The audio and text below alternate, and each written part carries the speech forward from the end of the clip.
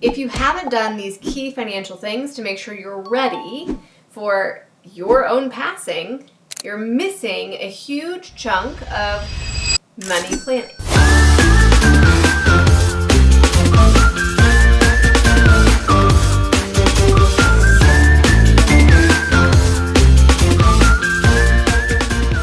I'm a critical care PA, so the nature of that job is that we see people die all of the time, much of which is long before expected time.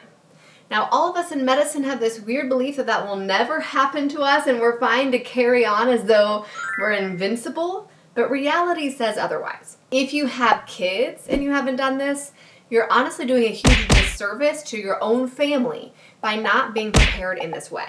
We have what's called a death binder that we update every single year to make sure that if my husband and I were to become deceased, our children would be adequately taken care of. It actually takes a lot more than you think, so I'll run through the list of everything we have included in ours so that you have some ideas as you make your own. Let's dive into the death binder. Morbid but accurate. The first thing you want in the binder is your actual will or trust document. If you don't have this yet, listen up, because I'll explain what you need to think about as you go to have it done and how much it'll cost. But this is going to be a very important piece of any type of death binder, death box, legacy box, etc. that you make. You should have the full will with a testamentary trust included if you have minors who will be inheriting assets, or your revocable or living trust documents. Now, some folks will have estate planning types outside of that, but it's relatively uncommon. These are the most common two types of documents you'll see for medical professionals using estate plan. This should include the full document, right? Delineating everything that should happen if you were to become deceased. Namely, at the end, there'll be instructions for distribution of personal property and notes regarding trust funding, which I'll explain in a minute. Now, this can end up sounding like legal mumbo jumbo, and obviously, most attorney time is billable by the hour. So, if you haven't done this yet and you have a partner, there's some key questions I think are helpful to answer with your partner before you sit with your attorney so that you can make the most of your attorney time and make sure that you guys are on the same page about how you want things structured. The key questions that will be answered inside your will or inside your trust are these plus a bunch more. What happens if one of you is deceased, but you have a living spouse? Who will raise minor children if both partners are deceased or if you're a single parent? Will the guardian who is going to be raising the children, will they also be in control of the assets? Are there spending categories that you value or devalue? What age should the minors receive assets? Are there any stipulations to this? Are you going to compensate the executor of your estate who's actually going to go through and make all this happen? And are you going to compensate the guardian? Now, I'll share a little bit of our own conversation so that you can get an idea of how this plays out in real life. For example, who will raise the minor children? We sat down and had a conversation. We chose a guardian, and then we actually chose a backup guardian in case our primary guardian is either disabled, deceased, or no longer wants the job. We actually then, at the end of the whole thing, when the whole death binder was done, we sat down one-on-one, which with each of those people, the main person and the backup person, and explained, we'd like to request that we're able to list you in our estate planning documents for this role, if you're comfortable with it, A, and B, here in broad scopes is the funding of the trust so that you know when you're saying yes or no, what type of financial burden this would reflect upon your family, right? We all know the average cost of raising a child exceeds $200,000, not counting college or anything else. And so if you ask somebody to raise your child, there's no money that goes with it. You're basically asking them to incur a multi-six-figure expense. And so by pairing those things together, we took away a little bit of the anxiety of the financial piece and made it more of an emotion-based decision versus a money-based decision. We also elected not to have the guardian be in total control of the assets. You can structure this a lot of different ways, but our trust is set up so that there's two people. One person is in control of the assets, the other person is the guardian, and for large purchases they make together. Small day-to-day stuff would run through the guardian without the consent of the other person. That was our own decision after conversation with our estate planning attorney. Are there spending categories you value or devalue? For example, we made it very clear in the writing that we value paying for education. And so that's something that's been elevated in the verbiage, and other types of spending have been devalued in a way, not said you can't spend money on this, but we've made it really clear this is our heart for our money. Please be respectful of that. Now, what ages should minors receive assets? That's totally up to you. Of course, there's law surrounding this. I'm not an estate planning attorney. You'll have to talk to yours. But we ended up setting it up as a phased distribution. Rather than say, okay, you're at the legal age where you can have all of these assets, which may be 18, and now you're a young adult without a fully developed frontal lobe and you're in control of a lot of money. To us, that felt like a recipe for disaster. So we have a phased distribution going all the way from early adulthood up until 35, where at specific increments, the minor would no longer a minor, the minor now an adult would receive distributions over time to make sure that by the time all the money is inherited, there is some level of frontal lobe executive function in place, and hopefully this is going to be spent wisely, right? Remember that, well, we'll get to the trust funding, but remember, this isn't just your assets they're inheriting, they're also inheriting insurance money. And so even if you're going, oh, I don't have a ton of assets, it's not a big deal for them to get them all, it actually may be a lot more than you think when you add up insurance policies as well. There could be stipulations in place. We have very specific language surrounding active drug or alcohol addiction and what it would take to redeem that situation. There's compensation for the executor that can be considered. This is a big job, guys. Going through anyone's estate is a multi-100-hour process, so big job. And then you can make a decision to compensate your guardian as well. Ours isn't formed in the structure of compensation. It's formed in the structure of a gift, but it looks like basically saying, hey, thank you on an annual basis for raising the children that we would have preferred to raise. And there's some type of financial something attached to that. Now, you may be wondering, should I be doing a will or a trust? The key difference is a trust is a legal entity where a will is technically not. I think you should go to a conversation with your estate planning attorney with an open mind as to which one of these is right for you and allow them to weigh in. A trust, the way it's structured, you fund it during your lifetime, and when you die, your assets would then move directly to your heirs without going through the process of probate. If you have a will, your assets will go through the process of probate, which does cost time and money, after you pass. Now, it is typically more expensive to have a trust created than a will. The cost range widely varies depending on where you live in the United States and who you're using. But a will can be as low as a few $100s up to a few thousand, where a trust can be more, right? Typically starting at 1,000 all the way up to 7,000 and more. So it is an expense, but regardless of which way you go, it's an important expense. We were directed more down the realm of trust over will because we own property in multiple states, which would require probate in multiple states.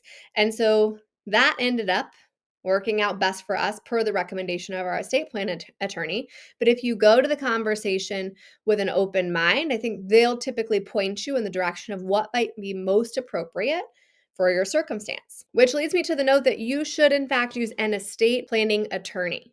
The only people who should be filling out those little online wills and printing them off are you're 22 years old, you have a dog, you have no assets.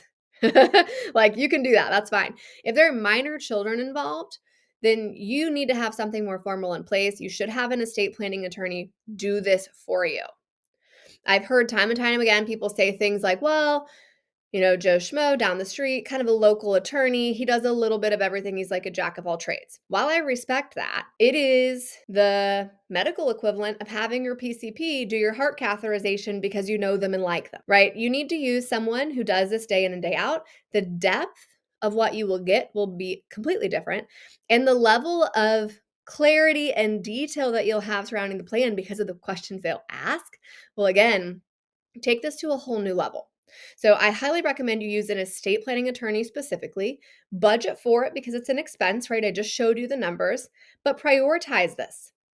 I mean, I have small I get it. Like, I'm in the world of littles, and I know how easy it is to get caught up in the day-to-day of the chaos and the busyness and things like this that take time and money, they get put on the back burner. But this is always in that category of important and not urgent, which means you need to do it, you know you should do it, but there's never that ticking clock making you actually get it done. You have to create some type of ticking clock for yourself so that you start taking this seriously. And everyone creates that different ways. Some people, it's as simple as scheduling a date with their spouse and getting it done. And for some folks, it takes honestly having a horrible situation occur with a family friend or a family member where someone passes before their planned time and they realize, holy cow, this could happen to me. I have to keep my family protected. Now, you should have notes on trust funding. So, ours has a list of all checking and savings accounts with account numbers, with logins, all investment accounts with account numbers and logins. And this is investment accounts everywhere. This is workplace accounts, 401ks, 403bs. This is non workplace accounts. This is kid accounts. This is 529 accounts, all investing accounts. You should have all insurance policies listed with the policy number, with the company name, and ideally a point of contact.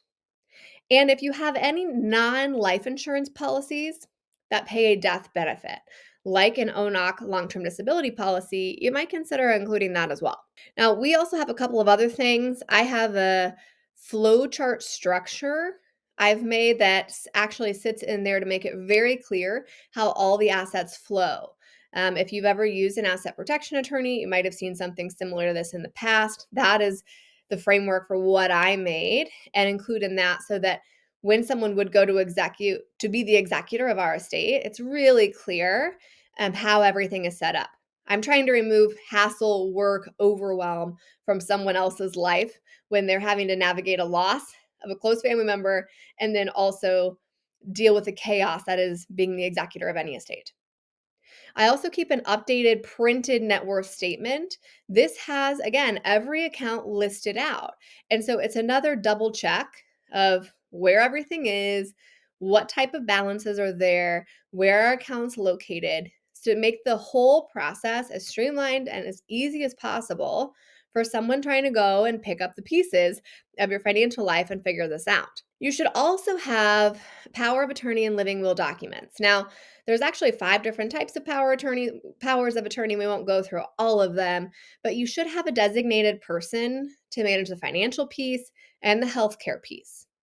And that should be very clearly delineated on when their powers take effect. You can talk with your estate planning attorney about all of those pieces. You should also have a living will document, which if you're young, this might sound silly, but again, hang with me in the ICU for like 6 months and it won't be silly to you anymore. My living will has so much detail. It's like multiple paragraphs. When would I accept a tracheostomy? When would I not? When would I accept a peg? Like all of these things based on the million things I've seen where I went, oh my gosh, please don't let my family ever do that to me, right? It's in writing, it's documented, it's in the death binder. Now, as a bonus, if you have an iPhone, you can add a legacy contact access key. We both have done this. It basically just is a way that Apple has set up for you to allow someone to have access to your phone after you die. Most of our stuff's on our phone, right? All the apps, all the financial stuff, all the inbox, everything that someone would need to kind of cross the T's and dot the I's of getting your life in order, half that stuff's in your phone.